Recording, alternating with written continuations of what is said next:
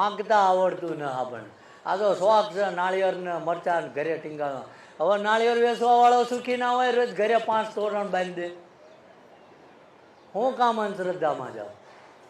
હું કોઈ વસ્તુનો વિરોધ નથી કરતો, પણ મારો ધર્મ નથી માગતો આ બધું. એ તો તમારા હૃદયનો ભાવ માગે. એક પછી ન ક્યાં તો 2-3 રૂપિયાના કિલો પેંડા લઈને આવો. ઘરે છોકરા નાસ્તા હાટું કુસ્તી કરતા હોય ને તમે 2 કિલો પેંડા લઈને આવો. એમને ખવડાવો ને શાંતિથી. મા બાપ ખૂણામાં પડ્યા હોય ને અહીં મુદ્દતું ભરતા હોય. એને હાચો, તમારા ભગવાન એ છે, એને હાચો. તો પછી અહીંયા ધક્કો નહીં ખાવો પડે. આ તો અહીંયા ગુર્યું કરે. મન તમને રોકવાનો નહીં. તમને કંઈ ખબર ના પડે આમાં. એમને ખબર ના પડતી હોત તો તારો જન્મ ના હોય. સમજાય ને?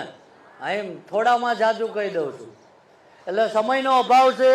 જેને રોકાવવું હોય એને હજુ છૂટી છે. આ જગ્યામાં આવ્યા તો જ્યાં કઈ જગ્યા મળે મૂર્તિ સામે જવું એવું જરૂરી નથી.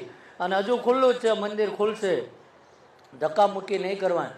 તો આ સાનિધ્ય, આ ભૂમિકા એટલી પવિત્ર છે કે દાદાએ બાળપણથી લઈને ચારણ ગઢવી માલધારીની દીકરીની લાજ રાખવા હાટું અહીં પોતાનું લોહી રેડ દીધું છે. અને તમે એ જગ્યામાં બેઠા છો. આ તો ઘણા એમ કહ્યા ને કે તમારા કુળદેવીની મરજી નથી, તમારી કુળદેવી આમ નથી.